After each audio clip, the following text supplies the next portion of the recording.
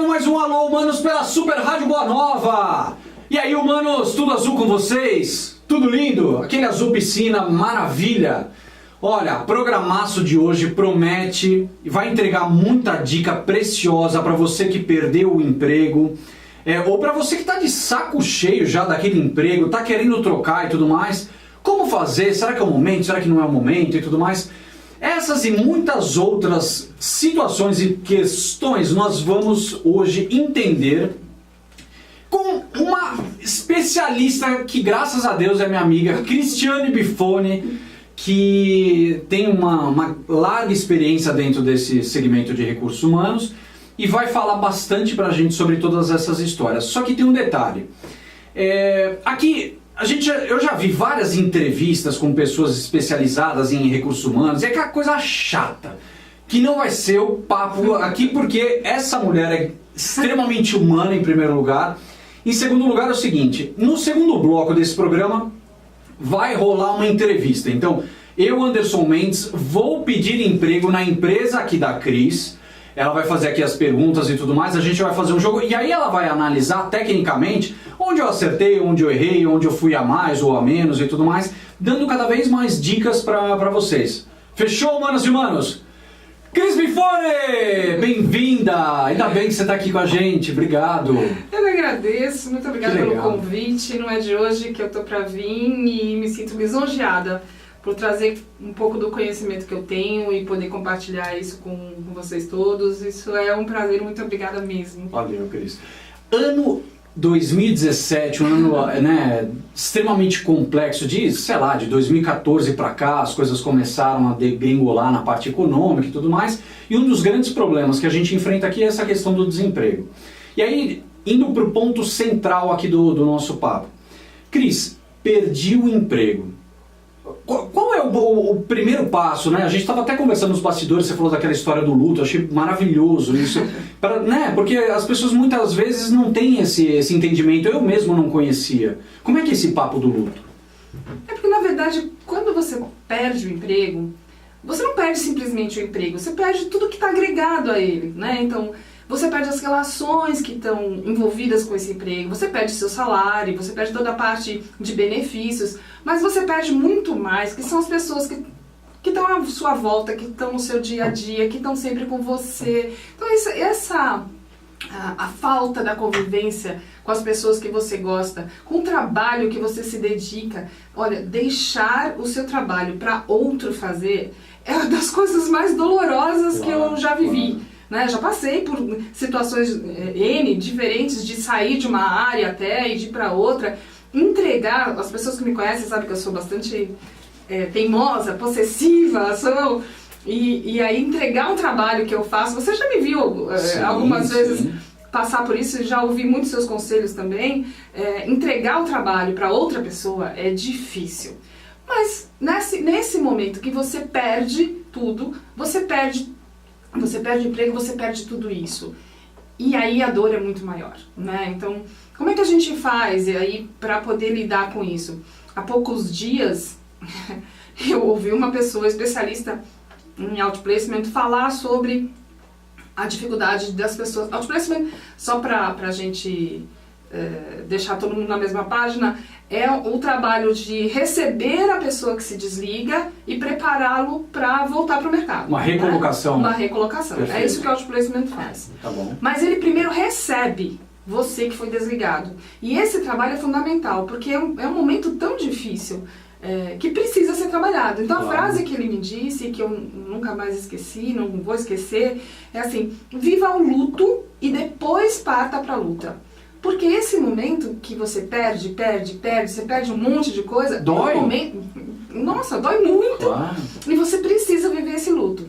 Porque se você não viver esse luto, não se conscientizar do que está acontecendo e não conseguir se reequilibrar, o mercado também não te vê bem. Você não está bem, o mercado não vai te ver bem e você não consegue se recolocar nunca. Então, importante, que foi o que eu aprendi...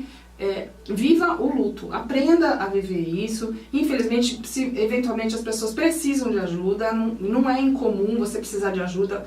Tantas pessoas acabam Ajuda o quê? Psicológica? Ajuda psicológica, Claro, não tenho claro, dúvida nenhuma. claro. Muitas pessoas acabam num processo de depressão, Sim, mesmo sim. porque Mexe com a rotina, né? Quebra todo um fluxo ali, tudo. né? Mexe com a nossa autoestima também, muito né? com a autoestima, porque você sai me dizendo, ó, por mais que... Por mais que você não gostasse até do lugar, do teu trabalho, né? Não, e assim, por mais que a situação, né, você não foi demitido por uma incompetência, porque você fez alguma coisa errada, porque você não é um bom profissional, não é nada disso.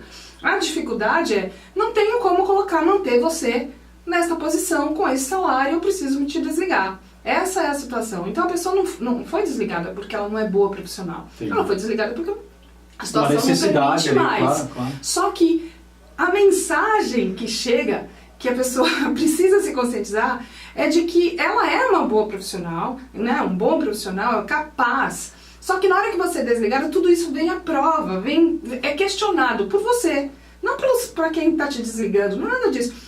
Mas você se questiona, será que eu sou tão bom assim? Será que eu faço as coisas certas? Será que eu sou capaz? Então, todos esses questionamentos mexem com a sua autoestima. Claro, E aí isso vai te deixando mais deprimido, vai fazer milhões de questionamentos sobre as suas capacidades. E aí você acaba, muitas vezes, não ficando pronto para recomeçar. O próximo, porque o mercado vai te ver do mesmo jeito. Claro. Entendeu? Então... ser desligado. E acho que tem uma coisa que é legal também falar, que é assim, quem desliga sofre, quem é desligado sofre, e quem fica sofre.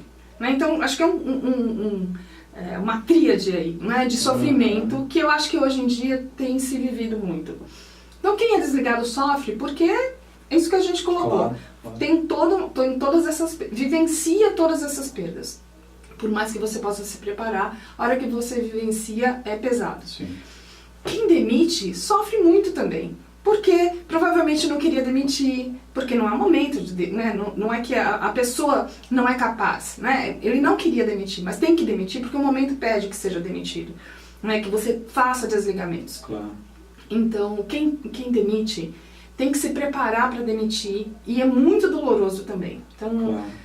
Não é fácil. Às vezes o cara chora ali na hora, Muito. tá com uma série de coisas complexas. Claro, lógico. E você tem que se preparar também, assim, tem milhões de dicas, se você quiser estudar um pouco sobre isso, tem milhões de dicas de como demitir. Tem receita para você demitir. Só que pra mim, sinceridade, assim, o que eu acho que de tudo, o que é mais importante, é você ter empatia.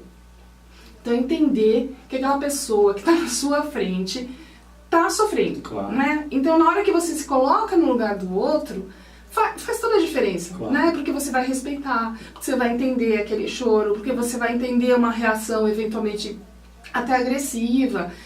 Tudo isso faz parte do script. Claro. Mas a forma como você faz, a forma como você encara essas coisas faz toda a diferença. Perfeito. Então, sofre muito quem demite. Eu acho que é importante dizer. E quem ficou com o boleto também? Quem ficou sofre muito. Porque sofre porque tá perdendo seus amigos.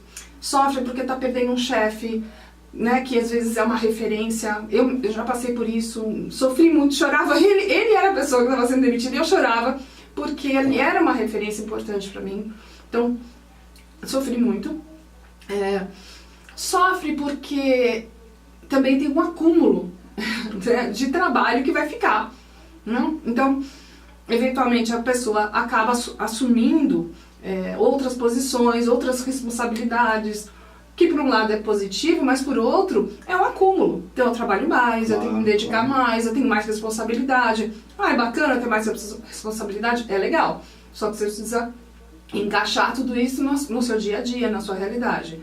Então é pesado para quem fica também. Sem falar que para mim é o que mais pesa mesmo, né? O que, assim, olha, a pessoa que eu mais me relacionava, que é a pessoa que eu mais gostava, tá saindo. A gente tá vendo áreas inteiras serem desligadas.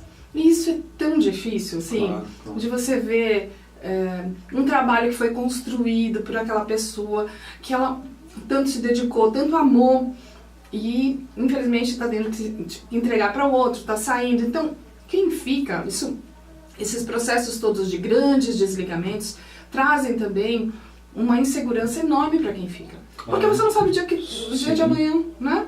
Então, desde 2014, que a gente vem vendo né, o país viver uma crise mais significativa, tantas pessoas aí, tantas áreas, tantas empresas desligando. Então, as pessoas que ficam acabam vivenciando o sofrimento do outro que saiu, acabam assumindo o trabalho de quem saiu e ainda por cima não sabem o que vai ser de si próprios. Então a gente tem muitas pessoas que hoje vivem um inferno, tortura, dia a dia, porque não sabem o que vai ser dia de amanhã. Claro. Então será que o próximo sou eu?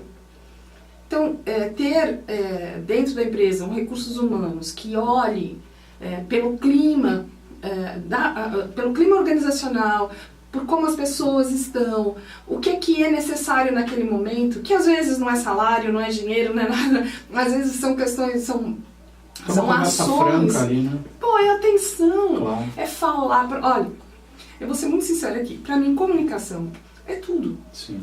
Na hora em que você tem que um grupo de profissionais desligados, quem fica precisa saber por que esses profissionais estão sendo desligados, por que não é, por que você ficou, por que é com você. Então, se você explicar, se você diz, olha, vou contar uma experiência própria, não é que eu acho que é legal. Eu tive um funcionário que trabalhava com a gente, era um garçom, e ele foi desligado. E eu não entendi por que aquela criatura que ganha, né, um valor de salário ínfimo, né, precisava ser desligado, o quanto que aquilo ia impactar efetivamente, né, ia melhorar o caixa da empresa, qualquer coisa. Eu não conseguia pensar numa justificativa para aquilo. E eu sou muito de brincar com as pessoas todo dia, bom dia, tô sempre a sorrisos. E nesse dia, por um acaso, e foi muito acaso mesmo, eu não estava bem, porque estava vivendo a perda dessa pessoa. E eu encontrei com o meu diretor, no corredor. E eu falei, bom dia. E fechei. Eu não tava com a cara, eu não tava feliz, eu tava muito chateada. Eu disse bom dia por educação, porque nunca ia passar por ele sem cumprimentá-lo. Mas eu não tava feliz. Bom, e ficou nítido que eu não tava feliz. Ele não teve dúvida, ele passou no telefone e ligou pro meu chefe. Perguntou o que estava acontecendo comigo, né? E aí meu chefe falou, olha, a Cris não tá bem, por isso. Aí ele falou assim, não, mas explique pra ela, né, o que tá acontecendo. Ele falou, não, quem tem que explicar é você, chame ela aqui. E assim ele fez, e foi muito diferente, entendeu? Eu entendi o que significava a saída daquele homem. Pra empresa. Né? Pra empresa, né? Então se você disser, se você comunicar, isso faz toda a diferença. Perfeito, então, fantástico. A comunicação neste momento de crise, nos processos todos de desligamento, para quem fica, é importante e muito importante que exista uma comunicação franca, aberta, transparente, verdadeira. Isso tudo faz diferença para quem fica. Perfeito. Agora, virando a página dessa história toda, o lance é o seguinte. Uma dúvida que eu sempre, né, aquelas dicas básicas lá, você vê o Globo News lá e tem o Recursos Humanos, aí todo mundo falando bonitinho, aquela coisa toda, chata pra caceta, corporativa. Aí, não erre o português no currículo, não sei o que lá, fica dando aquelas diquinhas bestas que você acha no Google lá. Agora é o seguinte, por exemplo, ter uma boa referência acadêmica é um separador, porque eu vejo muita gente, não preciso fazer aquela faculdade, aquela coisa toda e tudo mais. Beleza, eu imagino até que na hora de você fazer uma pré-seleção, talvez tenha algum tipo de impacto. Eu queria saber de você se sim ou não. Mas depois, o quanto brilho nos olhos, a vontade do cara de querer trabalhar, de estar com aquele tesão de verdade, de, cara, eu quero vestir a tua camisa, vou arrebentar, eu quero fazer acontecer. Quanto isso ajuda, às vezes você como profissional de RH contrataria uma pessoa numa faculdade considerada inferior ou não? Como é que é esse jogo pro RH, Cris? Nossa, eu acho que faz toda a diferença. Nas entrevistas que eu participei, que eu já fiz, as oportunidades que eu tive de lidar com candidatos, né, é óbvio que existe uma seleção inicial, né?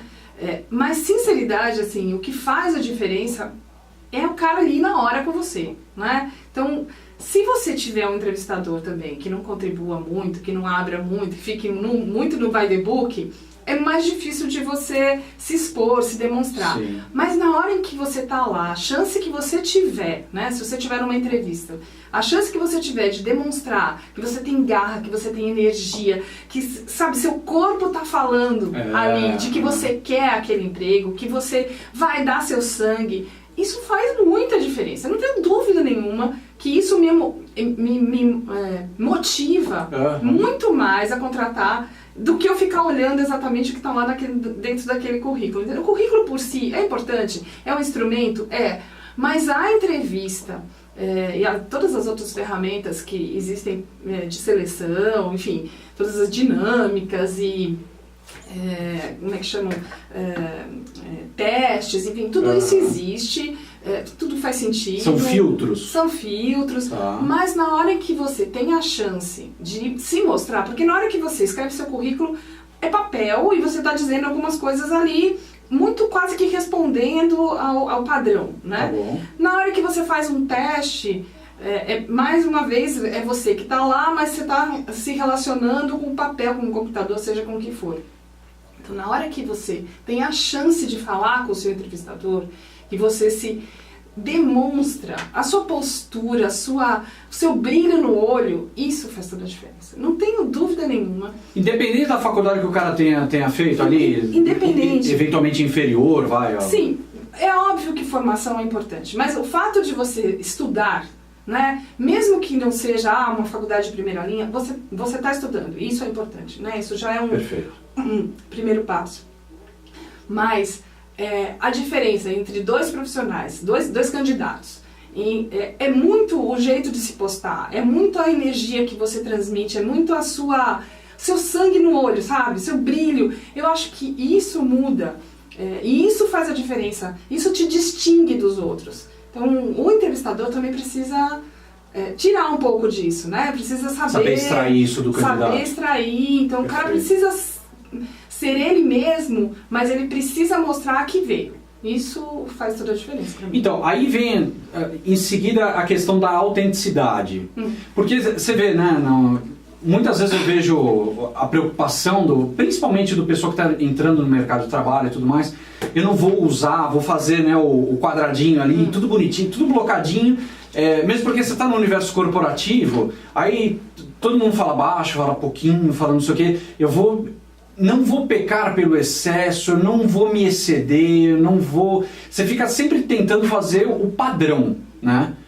Só que o padrão todo mundo faz. O padrão... E aí, a autenticidade vale, então, nessa hora? Não. Você aposta nisso, na autenticidade? Eu aposto. Acho que a gente precisa considerar também que na hora em que a pessoa está numa avaliação, num teste, numa entrevista, ele está sendo avaliado, ele está sendo visto, tem alguém checando as coisas, então nunca é confortável, né? Sim, você está sendo monitorado. Testado, né? Então nunca é confortável. É sempre uma situação de estresse. Então as pessoas às vezes são mais tímidas ou se intimidam pela situação. Sim. E aí falam mais baixo, são mais introvertidos, não olham no olho, isso para mim também faz diferença.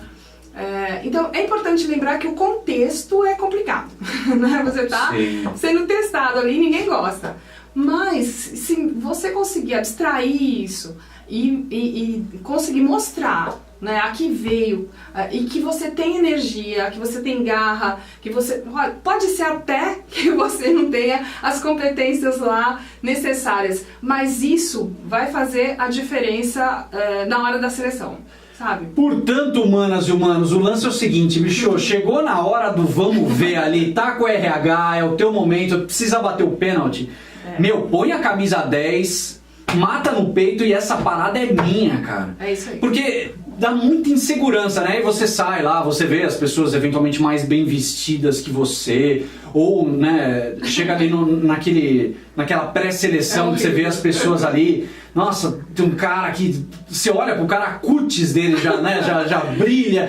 Meu, esse cara estudou na melhor universidade, não de São Paulo, Nova York, eu tô morto com esse cara. Não, bicho, põe a fome na ponta da chuteira, cara, esse trampo é meu. essa situação é minha. Mas é claro também que é importante que o candidato analise também a empresa. Será que, né, eu vou gostar de trabalhar aqui? Porque tem muito essa troca também, né, Cris? Eu acho que entrevista, hoje em dia, na verdade eu sempre achei, né, que hoje em dia é importante que a entrevista seja uma entrevista de mão dupla, né? Uma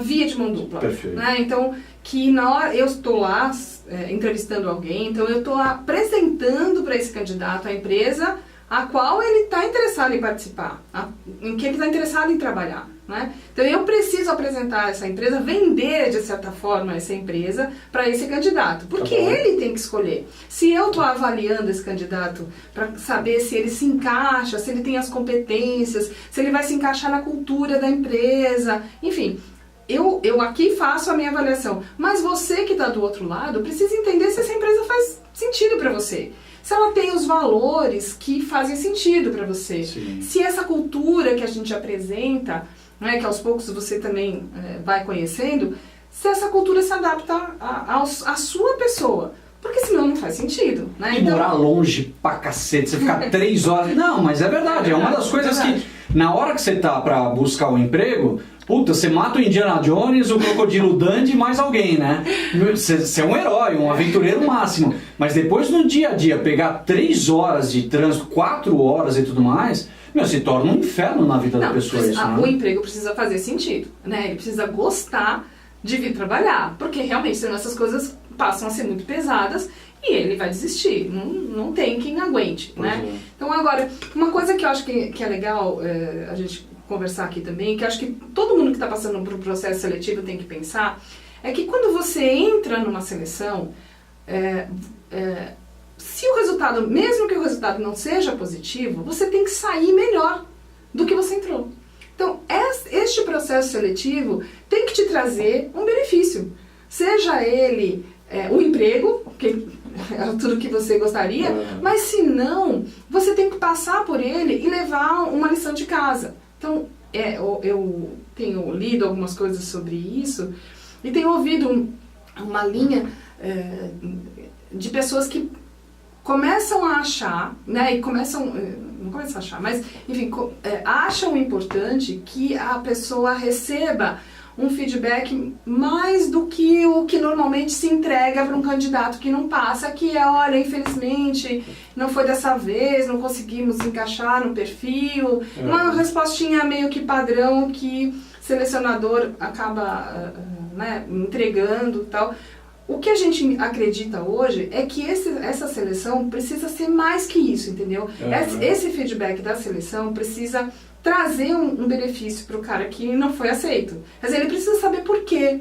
Ele precisa saber o que ele não fez, ou o que faltou, ou o que ele fez e não foi adequado. Então, essas coisas fazem a diferença para quem está passando por processos seletivos. Porque você passa por convenhamos, quem está procurando emprego, ainda mais hoje em dia, você passa por 1, 2, 3, 5, 6 processos seletivos que são longos, que são cansativos, que são estressantes. Então, você precisa sair desses processos com alguma coisa, até para você ir melhorando a sua autoestima.